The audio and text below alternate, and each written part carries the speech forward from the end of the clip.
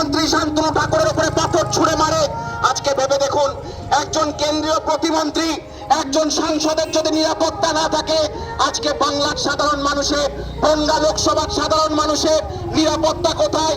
আজকে আপনারা দেখবেন তৃণমূল কংগ্রেসের গুন্ডা বাহিনী যারা সন্ধ্যাবেলায় বাজার মোড়ে এসে বসে, বিশ্বজিৎ দাসের ছত্র ছাড়াই যারা এখানে গুন্ডামি করছে, তাদের উদ্দেশ্যে হুঁশিয়ারি দিতে চাই, বন্ধু, বনগাঁ লোকসভা বিজেপির ছিল, বনগাঁ লোকসভা 4 তারিখের পরে বিজেপির থাকবে, আপনাদের কিন্তু থাকতে হবে, আপনাদের কিন্তু বনগাঁয় থাকতে হবে বন্ধু।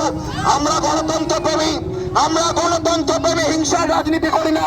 আপনাদেরকে শুধু এইটুকু বলবো, আমাদের কার্যকর্তাদের উচ্ছ্বাস 4 তারিখে কিন্তু আমরা থামাতে পারবো না। আপনারা কিন্তু প্রস্তুত থাকবেন। যারা আজকে গুন্ডামি করছেন, মস্তানি করছেন, মনে রাখবেন এই দুনিয়া পরিবর্তনশীল। 34 বছর বামফ্রন্ট ছিল, পালিয়ে গেছে, চলে যেতে হয়েছে। আগামী 24-এর নির্বাচনের পরে, 4 জুনের রেজাল্টের পরে তৃণমূলকে পালাতে হবে। আপনাদেরকে কিন্তু পরিবার নিয়ে থাকতে হবে, আপনাদেরকে পরিবার নিয়ে থাকতে হবে। তাই বলবো, পরিবার সকলের আছে, বিজেপির যেমন আছে পরিবার আপনাদেরও আছে।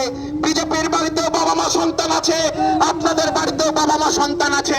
তাই এমন পরিস্থিতি তৈরি করবেন না 4 জুনে গেরুয়া আবির মেখে যখন গেরুয়া বাহিনী রাস্তায় নামবে আপনাদেরকে বাংলাদেশে পালাতে হয়, এমন পরিস্থিতি যেন তৈরি না হয়, তার জন্য প্রস্তুত থাকুন।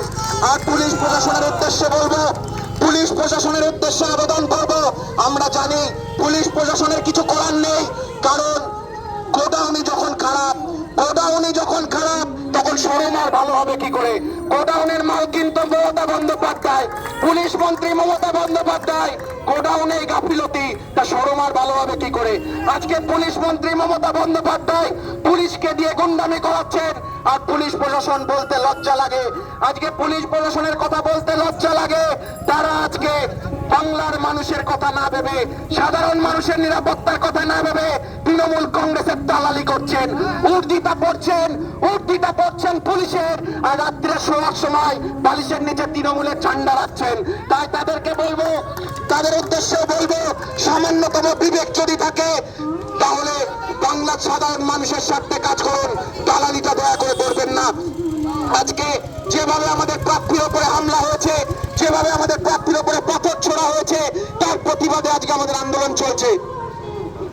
আজকে আমাদের প্রার্থী কেন্দ্রীয় প্রতিমন্ত্রী, তাকে পাথর দিয়ে আঘাত করা হয়েছে, তার মাথায় পাথর লেগেছে। আমাদের সভাপতি, জেলা সভাপতি দেবদাস মন্ডল, তার উপরে পাথর নিক্ষেপ করা হয়েছে, তার হাতেও পাথর লেগেছে। ভেবে দেখুন কোন পরিস্থিতি চলছে এই বাংলায়, কোন রাজ্যে আমরা বাস করছি। এই রাজ্য বন্ধু আমরা চাই না। তাই আপনাদের উদ্দেশ্যে অনুরোধ করব, বাংলাকে পরিবর্তন করার জন্য, সোনার বাংলা করার জন্য, আর তৃণমূল কংগ্রেসের এই গুন্ডা বাহিনীগুলোকে দায়িত্ব দেওয়ার জন্য বিজেপির দরকার। তাই আপনারা নিঃস্বার্থে বিজেপিকে ভোট দিন। 4 জুনে সারা ভারতের লোক, সারা বনগাঁর লোক একসঙ্গে গেরুয়া আবির মেখে সবুজ আবিরের বস্তা আমরা সেলাই করে দেবো। এখান থেকে বলে গেলাম, সবাই ভালো থাকবেন, সুস্থ থাকবেন। সকলকে আরো একবার আমরা অসুবিধা বাধার সম্মুখীন করার জন্য ক্ষমা চেয়ে নিচ্ছি। ধন্যবাদ।